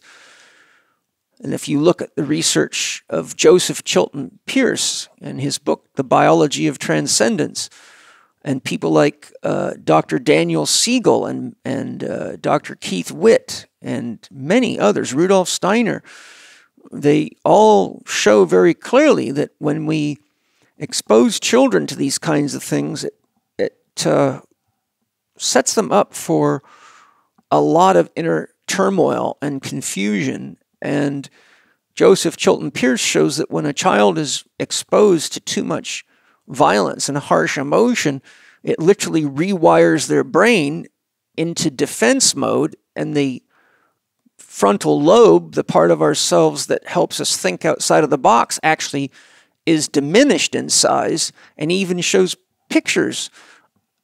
And in his lectures, he also shows pictures of how it actually changes the shape of our skull. And people who are born and raised with love and nurture have bigger foreheads because they have more frontal lobe, but those that are wired for violence have more of the mass of the skull in the back, where the centers in the brain that deal with that type of stuff are and are expanded. So if we use the model of a tornado, the outer aspects of the tornado are extremely powerful. They pick up houses and destroy them. They pick up semi-trucks and train cars and plant them far away. So if we're aware that our emotions are violent towards self or other, then we can consciously ask ourselves, is this the experience I want to have, and is this what I want to share with the world? And then we can step in a notch to conditional love. And conditional love's all about getting clear on what makes you feel loved and what doesn't, so you can share that in relationship to yourself and others. So one of the exercises that I do when I do relationship counseling and coaching is I have each party in the couple write down, in regards to their partner, I feel loved by you when. So what is it that your partner's doing that makes you feel loved? It might be cooking, it might be cleaning, it might be making money so that you can afford to live well. And I am loving you when. And then you write down all the things that you are expressing toward them as your authentic act of love. And then they do the same. And when you meet, you can be quite shocked at the radical difference. I remember I learned this exercise from a relationship counselor, because before I got a divorce to my first wife, we both wanted to see if we could, work on the relationship first. And the first exercise given to us was this exercise.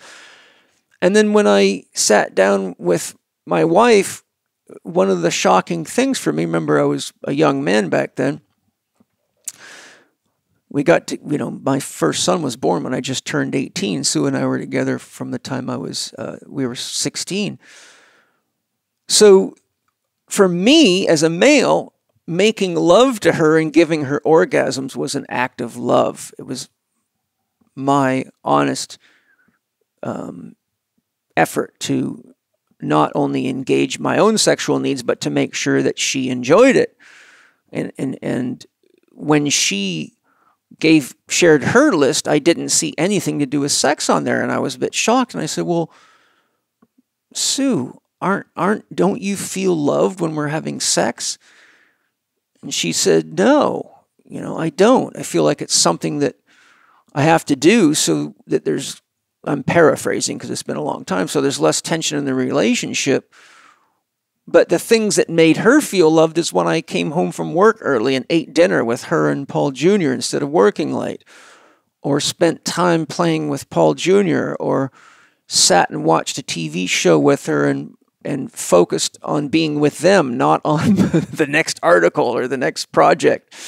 And, I was very driven as a young man. So, that was, in my mind at that time, if I was just sitting there watching TV, it was wasting time. Instead of playing with my son and eating dinner, my inner voice said, this is what you've got to do to make a good living and give your family the kind of life that you didn't get as a child.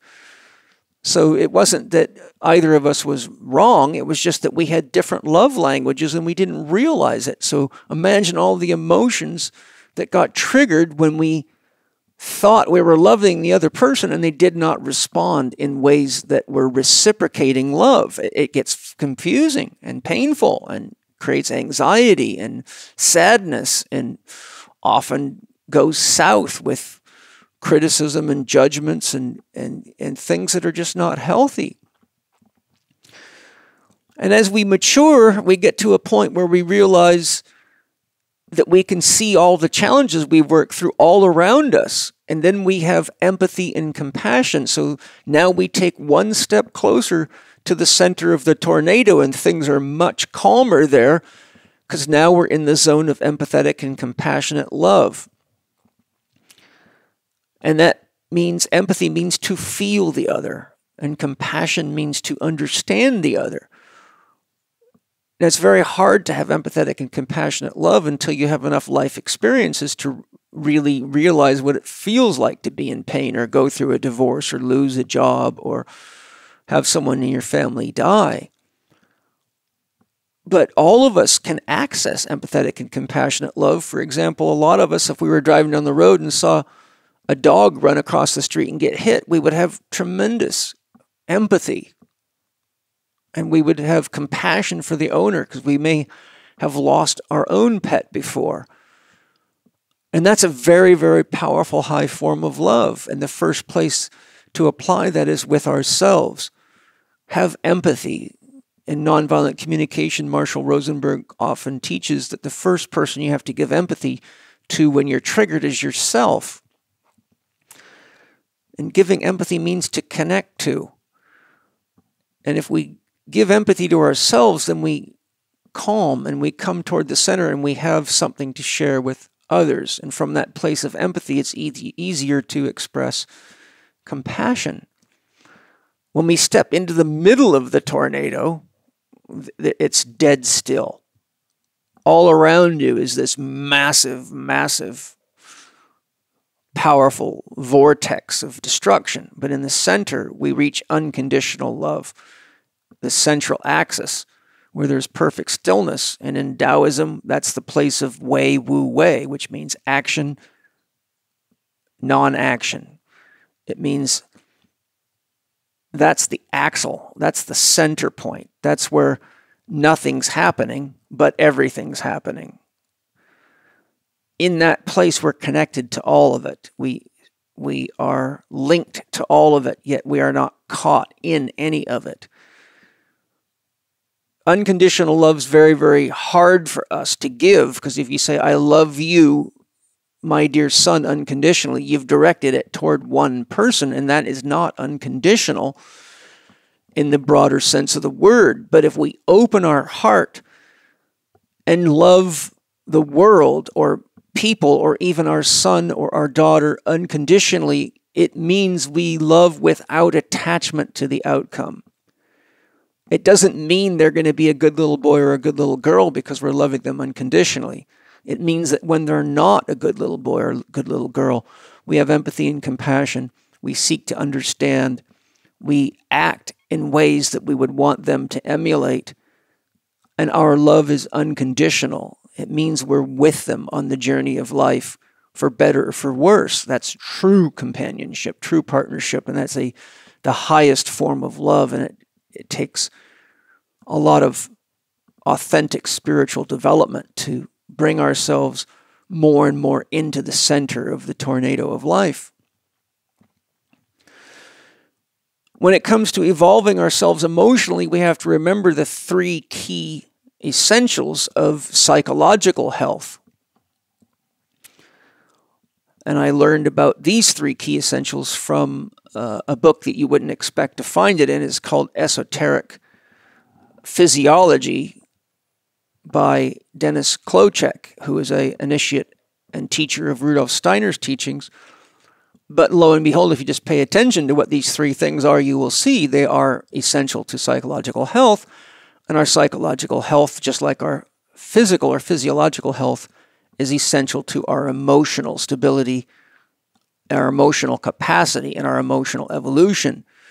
So the first component is individuation, which means take responsibility for becoming an individual, a whole person who is not codependent upon others to make you feel good or make you happy or pay your bills, but to really step into yourself and take responsibility for the creation and co-creation of your dream and your life. So anytime we are not doing that, we are usually having emotional turmoil because we're disappointed that somebody didn't make us feel good or make us happy. Or if then we get conditional love. I am happy when you, but I'm unhappy if you don't do ... Then we have competency. If we are having a hard time taking responsibility for our thoughts, feelings, emotions, and ourself and relationship, we have to ask, where do we need more competency or skill in order to heal that? And then our third component is relationship. We're first in relationship to ourselves, then to others, and then to the world. So in my PPS Success Mastery program, I teach that our evolution and our distribution of our time, energy, and resources should flow from I, because I can't love you, we, more than I can love myself, then to all. So once we've are healthy in our relationship with ourselves, we can be healthy in relationship with others, we.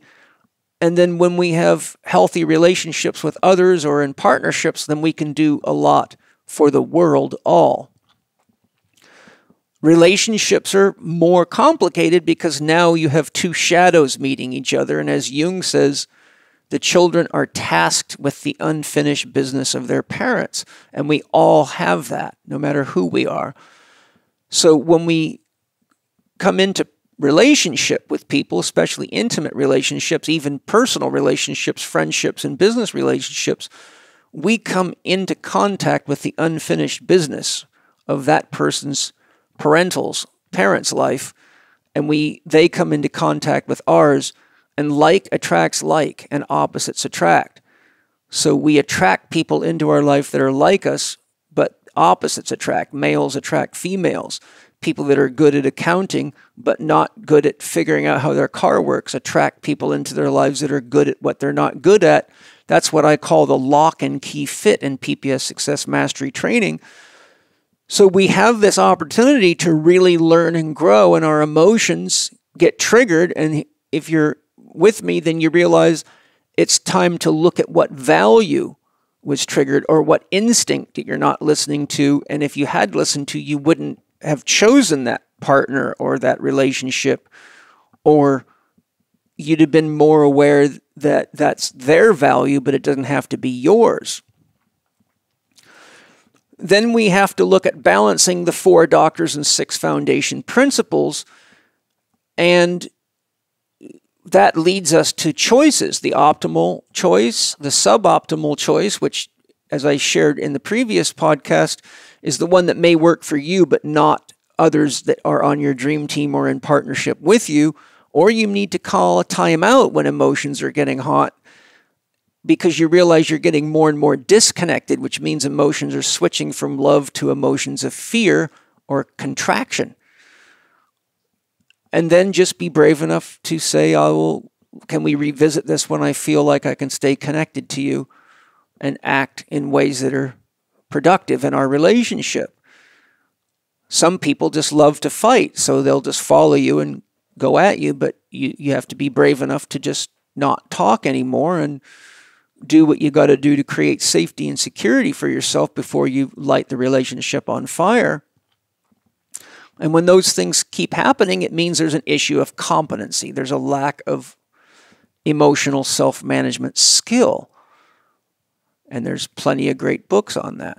There's a very comprehensive book called Destructive Emotions by the Dalai Lama and Daniel Goleman, which is a conference. It's the recording of a conference where they brought top scientists together and monks together to discuss destructive emotions with the Dalai Lama. So if we look at the experience that we're going through, there's an unconscious appraisal. We already have a sense that the person in the elevator is unhappy before we even think about it. We feel it. Then there's the experience, and then there's the response or the reflection time. So whenever we're feeling an emotion, we can say, what is the appraisal? What is the value? What is the ethic? What is the moral connected to this? What's the expectation? Is it realistic? What was the experience? Did it disconnect me and make me more contracted, or did it connect me and make me more whole? And then we can deal with how we're going to respond, but we may be too programmed to effectively manage it in the appraisal experience response. And so then we have to go into reflection and sit quietly at the end of the day or lay in bed and go over our experiences and look at the ones that we now realize we could have done better in, and then visualize yourself going through that again, but doing things in ways that are dream affirmative, that allow you to stay connected and speaking from your heart and dealing in wants, feelings, and needs instead of woulda, shoulda, coulda, didn't, which are judgments, and all judgments create separation from the other person. Doing that, you're forming new neural pathways. Literally, as it's happening, research shows that new neural pathways are forming right away as you're thinking new thoughts. But through practice and reinforcement, we get to the point where all of a sudden we realize we met with this challenging person and they did the same kinds of things that used to bother us, but we didn't act in ways that make us feel sad that we created more disconnection. And oftentimes we're so habituated to doing things, we're saying and doing things, and while we're doing it, we know inside of ourselves, this isn't going to work out well. Why am I doing this? And only later, someone says, why did you punch that person or tell them to F off? And the answer is usually, I don't know. So that's unconscious behavior. And that's where we need more competency.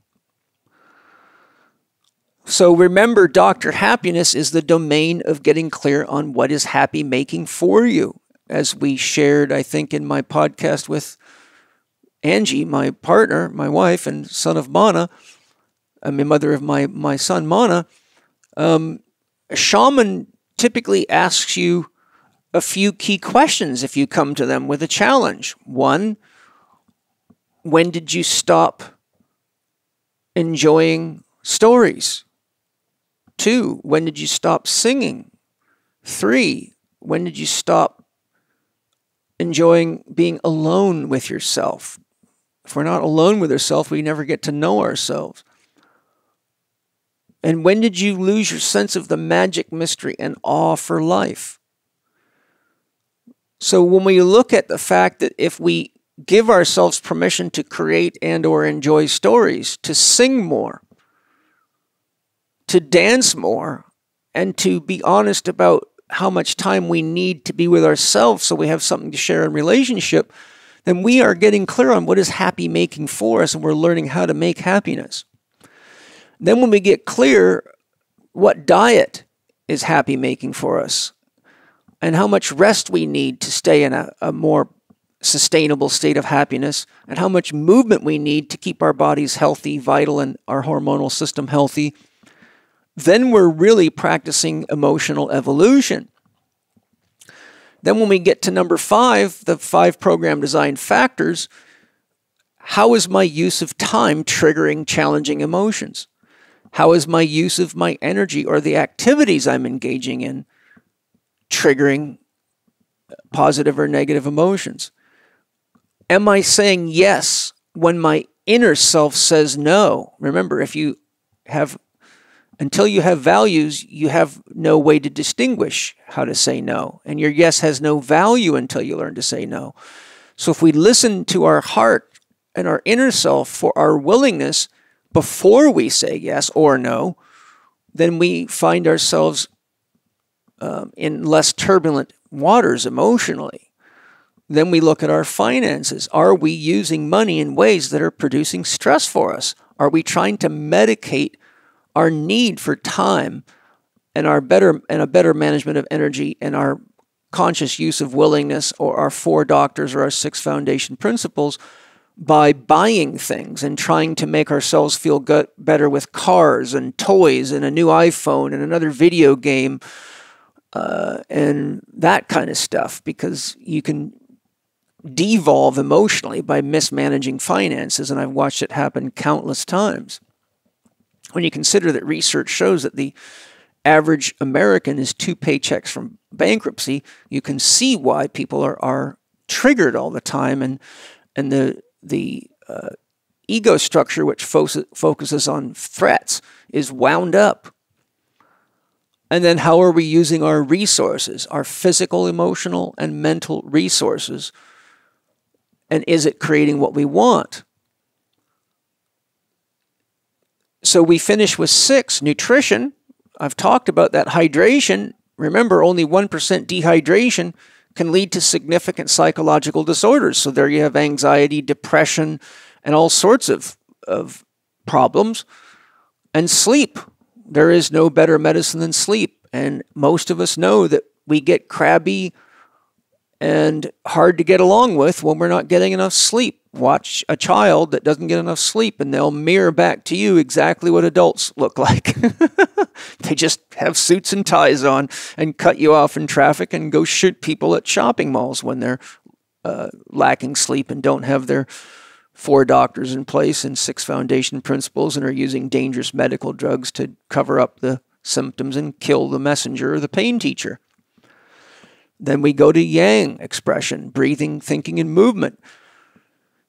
Breathing is one of the most powerful tools for regulating your emotion. And whenever your emotions get wound up, then just focus on your breathing. And a very good technique is the 4-6-8. Breathe in through your nose for 4, hold it for 6, and slowly release for 8. Or if that's too hard to do, just breathe in slow and steady and feel the air entering and focus your awareness on the feeling of the hairs in your nose being moved by the air, the expansion of your chest, the expansion of your belly. Whenever you're emotionally challenged, your body tightens up and you go into a defense posture which tightens the abdominal wall and chokes the flow of psychic energy and emotional energy.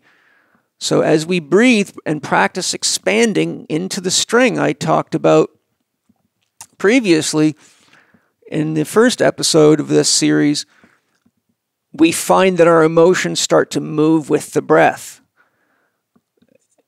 Whenever we're breathing too fast, we outgas too much carbon dioxide, which leaves us with too much oxygen relative to carbon dioxide. And it turns out that oxygen stimulates the fight or flight branch of the nervous system or the sympathetic system, and carbon dioxide stimulates the parasympathetic or the digest, repair, assimilate branch of the nervous system. And in order to integrate our thoughts, feelings, and emotions, we need to bring ourselves into a parasympathetic state, which also happens to balance the left and right brain hemispheres. There's many books on breathing out there, and we go through a comprehensive assessment of breathing in Chek training because it's so important, and it's right near the top of the Chek totem pole. You can learn more about the Chek totem pole by just going to my YouTube channel, www.youtube.com/Paul, Chek live, and you will find a couple of videos on the Chek totem pole, but breathing is very close to the top. The psyche is at the top. Thinking. We've talked a lot about thinking. So remember, thoughts are coupled with emotions so we can feel what's moving through us, what we're energizing, and then how we move. If we don't get enough movement, we get clogged up inside. If we're moving in ways that are unskillful, such as sport-specific muscle imbalances, and we haven't done corrective work, or we're going to the gym and lifting weights, but don't realize that our stabilizer systems are weak, and now we're creating muscle imbalances, then movement can be detrimental because it's not skillful. But if we get enough movement to keep ourselves healthy, that's the first thing we got to do, healthy physiologically. And from there, we can get more scientific about movement, and that's just, the Chek system is loaded with all that. Many education courses online, books, videos, audios, you name it. So we've covered a lot, and I think there's a lot for us to think about and practice, and I hope you can all see how important our emotional evolution really is. So I hope you've enjoyed this journey through our emotional evolution, and our next podcast in the Evolve 2019 series will be Evolve Yourself Mentally. I think you'll find it fascinating. I'm always amazed at the mind. It's something I've studied extensively and do every day, and our own mind is a lifetime of study, I can tell you that. So I look forward to sharing more with you then. Thanks for joining me, and I hope you're enjoying this series, Evolve 2019. We have 3 more episodes to come. We'll do Evolve mentally, Evolve yourself mentally, then we'll do Evolve yourself spiritually, then we will do Evolve your career. Thanks for joining me. Lots of love. Hope you enjoy practicing some of the things I've shared with you here today. Thanks for listening to this special Evolve episode of Living 4D with Paul Chek. If you'd like to ask Paul about how you can implement the tips and techniques you learned here, join him on Instagram Live on Friday, April the 5th at 12 p.m. Pacific Time. Follow Paul on Instagram at paul.chek to get notifications when he goes live. For more information on Evolve with the Chek Institute, visit chekinstitute.com/Evolve 2019. You'll learn all about a powerful one-day event on May 3rd that will empower you to fuel your own personal and professional evolution. To listen to more episodes of Living 4D with Paul Chek, go to chekinstitute.com/podcast.